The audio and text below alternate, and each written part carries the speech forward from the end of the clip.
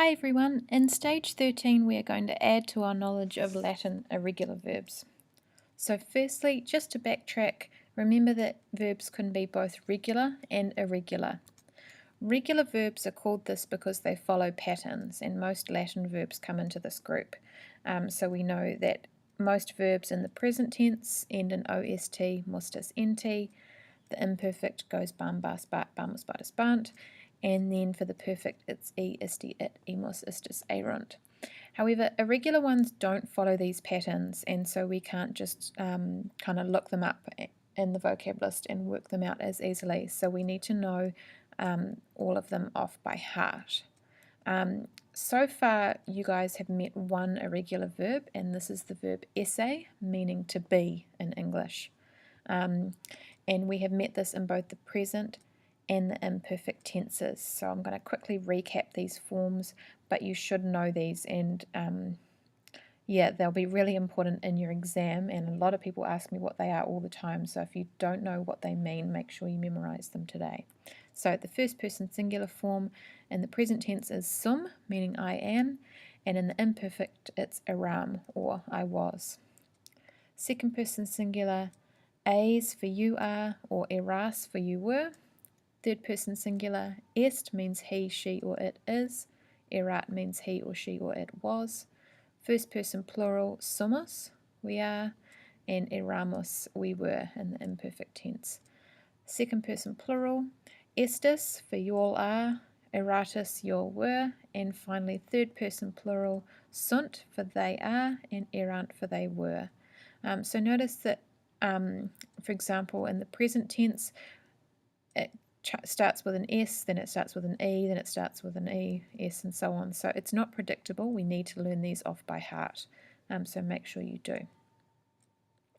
In stage 13, we meet 3 new irregular verbs, and we need to learn these and know them off by heart. And they're quite common ones that you'll see a lot of the time in Latin as you continue next year. So the first one is posse, which means to be able or can. It's where we get the word possible from in English. So if something is possible, it means it can be done. Velle means to want, and as we'll see with its other forms, it's where we get voluntary from, something you want to do or choose to do.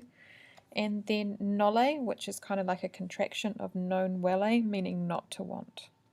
So now we're going to go through the forms of these in the present tense. So firstly, the verb to be able. So it goes possum, I am able or I can. Potes, you are able or you can.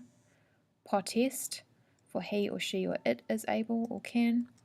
Possumus, we are able or we can. Potestus, you all are able or you all can. And finally, possunt, for they can. It might help to think of this one as a combination of pos or pot plus the verb esse. So potsum goes to possum, potes, potest, and so on. So it's very similar to that verb esse. Next one, velle, meaning to want, and you'll see what I mean about how we get voluntary from this. So first person singular, wallow, I want. Wis, you want. Walt, he or she or it wants. Volumus, we want. Vultus, you all want. And volunt, they want. And remember, in Latin you pronounce your V's like W's, so it sounds a bit funny. And the opposite of this is nolle, meaning not to want, and so if you know velle quite well, this one will be pretty straightforward. So I don't want nollo, non vis for you do not want, non vult, he or she or it doesn't want, nolumus, we don't want, non vultus, you all don't want, and finally nolunt, they don't want.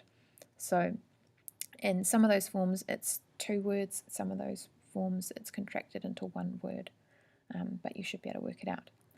So key points from this video: learn your irregular verbs. They are so important, and people ask me all the time what sum means and your translation doesn't make sense. So make sure you know these and then you can translate them correctly. They're very common verbs. So esse, to be, posse, velle, and nolle, to be able, not to want, and not to want in the present tenses. Alright, cool. Have fun memorizing these now.